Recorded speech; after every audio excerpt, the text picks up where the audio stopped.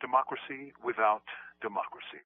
It would be impossible to overstate the energies unleashed during the 2008 election. This election broke through a pattern of the last half-century by breaking 63% of voter participation. Not since Kennedy faced Nixon in 1960 have we seen numbers exceed 62%. Key to this may have been the engaged participation of millions of youth, blacks and Hispanics, energized not merely by the presence of an attractive candidate, but by the nature of the monochromatic opposition. The Republicans ran a weathered warrior for the top spot in a VP choice that seemed more gimmick than substance. Their appeal was pitched to yesteryear and didn't even play at attracting either African American or Hispanic voters.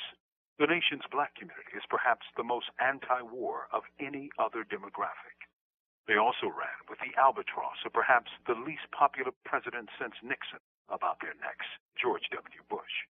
But a year into the Democratic administration, and much of the excitement of the election is markedly diminished. A pro-business, pro-war, and anti-left orientation has been the theme of the opening year.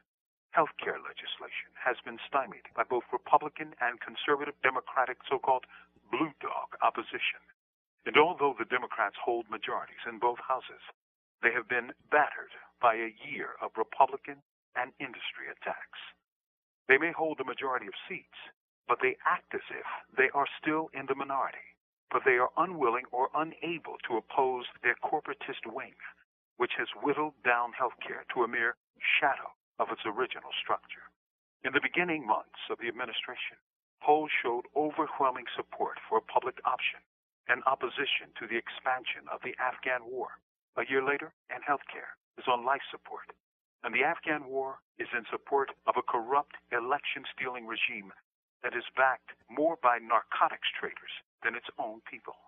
In essence, the new administration is doing largely what the last one did, just with a bit more class. From death row, this is Mumia Abu Jamal. These commentaries are recorded by Noel Hanrahan of Prison Radio.